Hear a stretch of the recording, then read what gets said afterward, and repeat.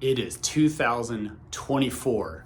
Can you believe it is already 2024? It's just time flies. You know, the old adage of time flies. Well, the older you get, the faster it seems to go, which is really weird because it makes me sound like what my parents used to say, but I'm getting to that age now. So anyway, originally I was just gonna send this video out to everybody and just say, I hope you had a nice holiday season and a good new year and all of that. But there's something bigger going on that I want to talk about, and that is the direction real estate is going and what the predictions are for 2024.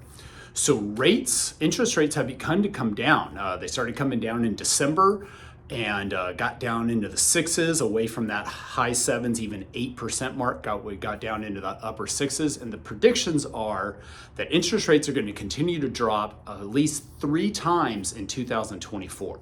So what's that going to do?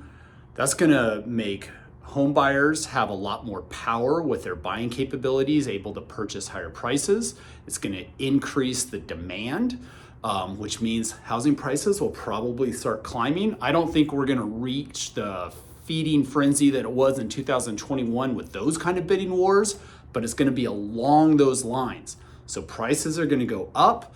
Buyers are going to have to be more competitive. It's going to be a great time for sellers to sell. So here's something to consider right now if you're on the fence about buying, if you're thinking you're going to wait for rates to go down and things like that. If you get into a house now, your interest rate might be a little bit higher, but you might be able to get that house for a lower price, maybe $30,000, $40,000, $50,000 lower, depending on your price point, maybe even $100,000 lower.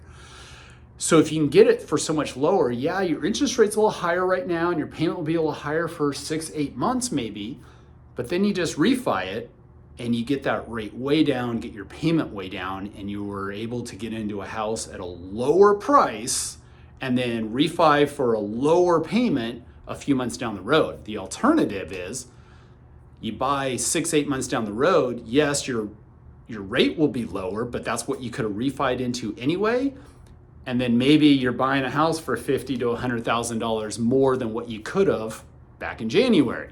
So it's just something to consider, something to think about. The old adage that the lenders like to say is you marry the house, you don't marry your rate. You can always change that. So something to think about. Those are the predictions for this year, and we'll see how it goes.